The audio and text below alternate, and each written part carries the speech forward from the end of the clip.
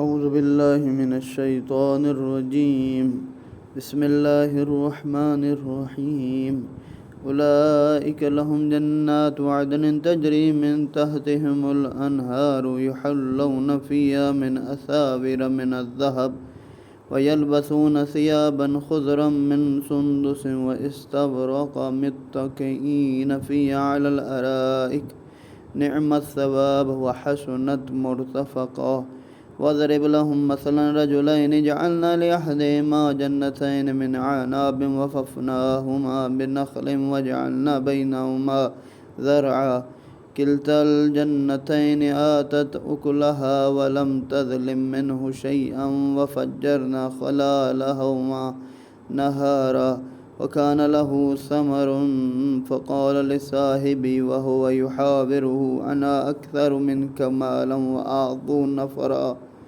ودخل جنته وهو ظالم لنفسه قال ما أظن أن تبيد هذه أبدا وما أظن الساعة قائمة ولئن رددت إلى ربي لأجدن خيرا منها منقلبا. قال له صاحبه وهو يحاوره أكفرت بالذي خلقك من تراب ثم من نطفة ثم سواك رجلا لكن هو الله ربي ولا أشرك بربي أحدا ولولا إذ دخلت جنتك قلت ما شاء الله لا قوة إلا بالله إن ترني أنا أقل منك مالا وولدا فعسى ربي أن يؤتين خيرا من جنتك ويرسل عليها حسبانا من السماء فتصبح صعيدا زلقا أو يصبح ماؤها غورا فلن تستطيع له طلبا. وأحيط بثمره فأصبح يقلب كفيه على ما أنفق فيها وهي خاوية على عروشها ويقول يا ليتني لم أشرك بربي أحدا ولم تكن له فئة ينصرونه من دون الله وما كان منتصرا. هنالك الولاية لله الحق هو خير ثوابا وخير عقبا. واضرب لهم مثل الحياة الدنيا كماء إن أنزلناه من السماء فاختلط به نبات الأرض فأصبح هشيما تضره رياح وكان الله على كل شيء مقتدرا. المال والبنون زينة الحياة الدنيا والباقيات الصالحات خير من عند ربك ثوابا وخير أملا. ويوم نسير الجبال وترى الأرض بارزة وحشرناهم فلم نقدر منهم أحدا. فرمایا جو ایمان لاتے ہیں اور نیک اعمال کرتے ہیں تو ہم نیک اعمال کرنے والوں کا اجر ضائع نہیں کرتے. ان کے لیے دائمی جنتیں ہیں جن کے نیچے نہریں بہتی ہوں گی جن میں وہ سونے کے کنگنوں سے مزین ہوں گے، باریک ریشم اطلس کے سبز کپڑوں میں ملبوس، مسندوں پر تکیے لگائے ہوئے بیٹھے ہوں گے. بہترین ثواب ہے اور خوبصورت منزل ہے. اور اے رسول ان سے دو آدمیوں کی ایک مثال بیان کریں جن میں سے ایک کو ہم نے انگور کے 2 باغ عطا کیے اور ایک کے گرد کھجور کے درختوں کی باڑ لگا دی. دونوں کے درمیان کھیتی بنائی تھی، دونوں باغوں نے خوب پھل دیا، ذرا بھی کمی نہ کی. ان کے درمیان ہم نے نہر جاری کی،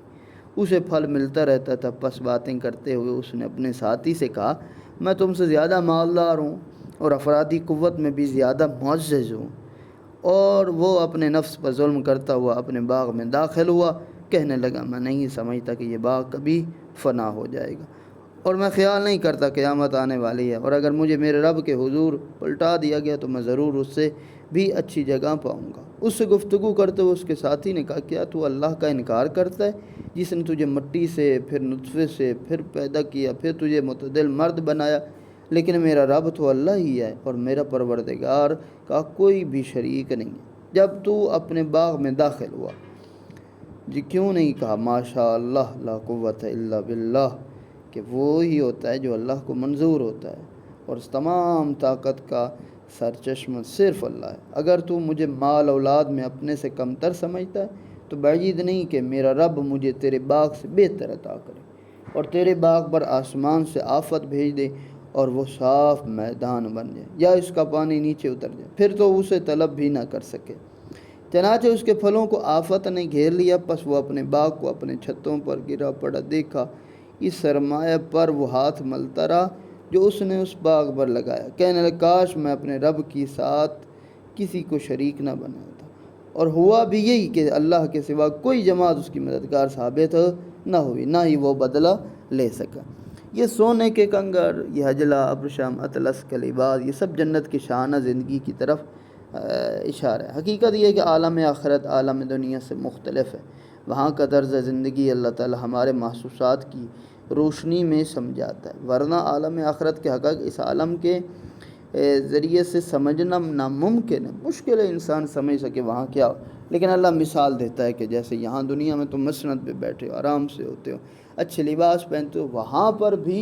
اچھا لباس دیا جائے، اچھا کھانا دیا جائے گا، تاکہ انسان کے اندر ایک تشویق پیدا ہو کہ وہ جنت جائے جہاں پر آرام و سکون اور کھانے پینے کے اچھا لباس ملتا ہے۔ یہ جو آگے ایک واقعہ بیان ہو رہا ہے، یہ دو افراد کے درمیان مکالمہ ہوا ہے۔ ایک کو اللہ نے بہت مال دیا تھا، دوسرے کو بھی دیا، جس کو زیادہ دیا ہوا تھا وہ سمجھتا تھا کہ میرا باغ بڑا ہے، یعنی تکبر کرنے لگا اور کفر کرنے لگا۔ اللہ نے اس کے باغ کو برباد کر دیا اور کچھ بھی نہ بچا۔ پھر ذات پروردگار نے دوسرے کو جو اس کے مد مقابل میں کمزور تھا، یعنی اللہ ظاہر یعنی مالی اعتبار سے بھی، اولاد کے اعتبار، افرادی قوت سے بھی، اس کا سب کچھ باقی رہا۔ یہاں سے آیا ہوا کردار تو خدا کا ہے، یعنی یہ جو آپ کے پاس آج جو کچھ بھی ہے ہو سکتا ہے کل نہ ہو، لیکن ان سب چیزوں کا مالک وہی اللہ ہے، اس کا انعام بہتر ہے، اسی کا دیا ہوا انجام اچھا ہے۔ اور ان کے لیے دنیاوی زندگی کی یہ مثال پیش کریں کہ یہ زندگی اس پانی کی طرح ہے جسے ہم نے آسمان سے برسایا، جس سے وہ زمین کی رویدگی گھنی ہو گئی، پھر وہ ریزہ ریزہ ہو گئی، ہوائیں اسے اڑاتی ہیں، اور اللہ ہر چیز پر قدرت رکھتا ہے۔ مال دنیا اور اولاد یہ زندگی کی زینت، ہمیشہ باقی رہنے والی نیکیاں آپ کے رب کے نزدیک ثواب کے لحاظ سے اور امید کے اعتبار سے بہترین ہیں۔ یہ دنیا کی چیزیں ہیں،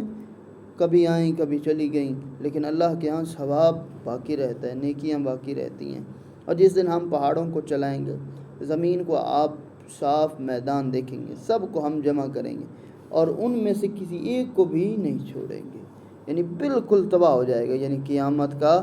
دن جب آئے گا تو یہ حال ہو جائے گا۔ وَعُرِضُوا عَلَىٰ رَبِّكَ صَفًّا قَدْ جِئْتُمُونَا كَمَا خَلَقْنَاكُمْ أَوَّلَ مَرَّةٍ بَلْ زَعَمْتُمْ أَن لَّن نَّجْعَلَ لَكُم مَّوْعِدًا وَوُضِعَ الْكِتَابُ فَتَرَى الْمُجْرِمِينَ مُشْفِقِينَ مِمَّا فِيهِ وَيَقُولُونَ يَا وَيْلَتَنَا ما لهذا الكتاب لا يغادر صغيرة ولا كبيرة إلا أحصاها ووجدوا ما عملوا حاضرا ولا يظلم ربك أحدا وإذ قلنا للملائكة اسجدوا لآدم فسجدوا إلا إبليس كان من الجن ففسق عن أمر ربه أفتتخذونه ذريته أولياء من دوني وهم لكم عدو وبئس للظالمين بدلا۔ پھر اللہ نے فرمایا کہ یہ جو آپ پہاڑ دیکھ رہے ہیں سب کو چلان، زمین صاف ہو جائے گی اور صف در صف تیرے رب کے حضور پیش کیے جائیں گے، گروپ وائز سب حاضر ہوں، تم اسی طرح ہمارے پاس آؤ گے جیسا کہ ہم نے پہلی بار تمہیں خلق کیا تھا، بلکہ تمہیں تو گمان تھا کہ ہم نے تمہارے لیے وعدے کا کوئی وقت مقرر نہیں کیا، تم تو یہ سمجھتے تھے کہ دنیا کے اندر ہم نے جانا ہی نہیں اللہ کے پاس، ایسا نہیں، ہم نے سب نے جانا ہے۔ اور نام اعمال سامنے رکھ دیا جائے گا، اس وقت آپ دیکھیں گے کہ مجرمین اس کے درجات کو دیکھ کر ڈر رہے ہیں اور یہ کہہ رہے ہائے ہماری رسوائی، یہ کیسا نام اعمال۔ اس نے کسی چھوٹی بڑی بات کو نہیں چھوڑا کہ یہاں پر نامہ اعمال میں سب کچھ لکھا ہوا ہے، بلکہ سب درج ہے، جو کچھ انہوں نے کیا تھا وہ سب اس کے سامنے حاضر پائیں گے۔ اور آپ کا رب تو کسی پر ظلم ہی نہیں کرتا، ایسا نہیں ہوگا کہ بندہ کہے کہ یہ زیادہ لکھا ہوا یہ کم ہے، نہیں، جو کچھ اس نے کیا ہے من ون ویسا ہی لکھا ہوگا۔ اور یہ بات بھی یاد کر، جب ہم نے فرشتوں سے کہا کہ آدم کو سجدہ کرو، سب نے سجدہ کیا سوائے ابلیس کے، وہ جنات میں سے تھا، پس وہ اپنے رب کی اطاعت سے خارج ہو گیا، تو کیا تم لوگ میرے سوا اسے اور اس کی نسل کو اپنا سرپرست بناؤ گے، حالانکہ وہ تمہارے دشمن ہیں، اور یہ ظالموں کے لیے برا بدل ہے۔ کہ انسان بعض اوقات یہ جو شیطان ہے اس کے پیچھے